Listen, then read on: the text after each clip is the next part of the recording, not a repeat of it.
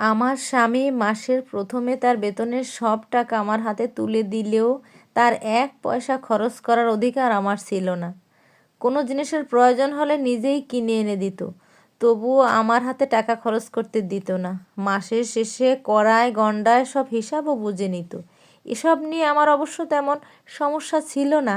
সমাজে ভালো নামক তকমাটা পেতে গেলে চোখ থাকতে অন্ধ আর মুখ থাকতেও বোবা সাজতে হয়। কালে ভদ্রে নিজের কাছে খারাপ লাগলেও কখনো মুখ ফুটে কারো কাছে কিচ্ছু বলিনি। গতকাল আমার ভাই কল দিয়ে বলল, আপু 1,000 টাকা দিতে পারিস, কলেজে লাগবে। মা বাবা বাকি সব জোগাড় করতে পারলেও 1,000 টাকা কারো কাছে পায়নি। শেষ ভরসা হিসেবে তোকে কল দিলাম। মধ্যবিত্ত পরিবারে যদি বাবার বয়স বাড়ে আর কোনো নির্দিষ্ট উপার্জনের পথ না থাকে, তখনই অভাব কাকে বলে স্পষ্ট হয়ে ওঠে। ভাইটা সবে সবে কলেজে ভর্তি হবে, কমপক্ষে 5,000 টাকা তো লাগবেই। সবই আমি বুঝতে পারি, কিন্তু কিছু করার উপায় আমার নেই। আমার নিজের কাছে 500 টাকার মতো আছে, বেশ কয়েক মাস ধরেই জমা পড়ে আছে ডায়েরির পাতার ভাঁজে। বাকি টাকাটা ওর কাছে চাওয়া ছাড়া আর কোনো উপায় নেই। সকালে খাওয়ার সময় স্বামীকে বললাম, আমাকে 500 টাকা দিবে? এত টাকা দিয়ে তুমি কি করবে? আসলে ভাইয়ের ভর্তি, তাই কলেজে লাগবে। তুমি দিলে অনেক উপকার হতো। কেন, তোমার বাপ মা সব মরে গেছে নাকি যে তোমার ভাইয়ের কলেজে ভর্তির টাকা আমার দেওয়া লাগবে? মাসের শেষে 500 টাকা মানে কি বোঝো? টাকা রোজগার করতে কেমন লাগে তা তুমি ঘরে বসে কি করে বুঝবে? আমার কাছে কোনো টাকা পয়সা নেই।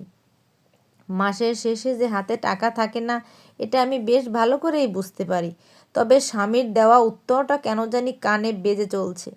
কলেজে ভর্তি হওয়া যে 500 টাকায় হয় না, তা আমার স্বামীকে আলাদাভাবে বলে দেওয়ার দরকার না, নিজে থেকেই সে বুঝতে পারে। সেদিনের পর থেকে কখনো স্বামীর কাছে টাকা চাওয়ার প্রয়োজন পড়েনি আমার। খুব বেশি প্রয়োজন হলেও নিজের জন্য বা বাপের বাড়ির কারোর জন্য কিচ্ছু চাইনি। আমার স্বামী অবশ্য সেদিন অফিস থেকে ফেরার পথে কেজিখানেক গরুর গোশত আর পোলাওর চাল এনে বলেছিল বিরিয়ানি রাঁধতে। অনেক দিন খাওয়া হয়নি, তার জন্য রান্না করেছিলাম ঠিকই, কিন্তু আমার গলা দিয়ে অমন সুস্বাদু খাবার নামেনি। পরের দিন আমার ভাই এসেছিল অনেক আশা করে। বিয়ের আগে কয়েকটা টিউশনি করাতাম, তখন বোনের কাছে কিছু আবদার করলে না পাওয়া হয়নি। সেই ভরসা নিয়েই হয়তো এসেছিল। বুঝতে পারেনি তার বোন আজ আর অবিবাহিত নেই, তাদের পরিবারের সদস্য নেই। সমাজের মতে বিয়ের পর মেয়েদের স্বামী সন্তানই সব। মা বাবা ভাই বোন নেহাত তার বাড়ির আত্মীয় মাত্র। যুগ যুগ ধরে চলে আসছে এই নিয়ম। এই নিয়মের ব্যতিক্রম আজও হয়নি। কেউ কেউ অতিরিক্ত ভাগ্যবতী বলেই এই নিয়ম তাদের স্পর্শ করতে পারেনি। তাদের ব্যাপার হয়তো আলাদা। ছোটবেলায় খালামণি একজোড়া নূপুর বানিয়ে দিয়েছিল, তেমন পায়ে দেওয়া হয়নি। সেই নূপুর জোড়া ভাইয়ের হাতে তুলে দিয়ে বলেছিলাম, মাসের শেষ, তোর দুলাভাইয়ের কাছে টাকা নেই, এই জোড়া বিক্রি করে দে, আমি তো এসব পরি না। ভাই হাত পেতে নূপুর জোড়া নিতেছিল বটে, তবে চোখের পানিটা আড়াল করতে পারেনি। খাওয়ার টেবিল থেকে রাতে বেঁচে যাওয়া অবশিষ্ট বিরিয়ানির সুবাস হয়তো তাকে বুঝিয়ে দিয়েছিল তার বোনের জীবনের আবছা কিছু অংশ।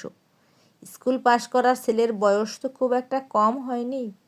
তাই চলে যাওয়ার পর স্বামী অবশ্য জানতে চেয়েছিল ভাই কেন এসেছে। বলেছিলাম আমাকে দেখতে এসেছে। আমার কাছে থাকা তার বেতনের অবশিষ্ট টাকাগুলো গুনতে গুনতে বলছিল, তা ওকে খেতে বললে না কেন? শালাবাবুর তো বিরিয়ানি অনেক পছন্দের। উত্তরে আমি শুধু মুচকি হেসেছিলাম। এসব সামান্য কারণে সংসার ফেলে চলে যাওয়ার মতো মেয়ে আমি নই। একা থাকতে পারার সাহস জোগাতে পারলেও সমাজের তিক্ততা মেনে নেওয়ার সাহস আমার কখনোই হবে না। স্বামী সংসার ছেড়ে যাওয়ার চিন্তা আমার মাথায় আসেনি। শুধু মনের কোথাও একটা গভীর ক্ষত হয়েছিল, যে ক্ষত থেকে ব্যথা ক্রমশ আমার ভিতরে ছড়িয়ে পড়েছে।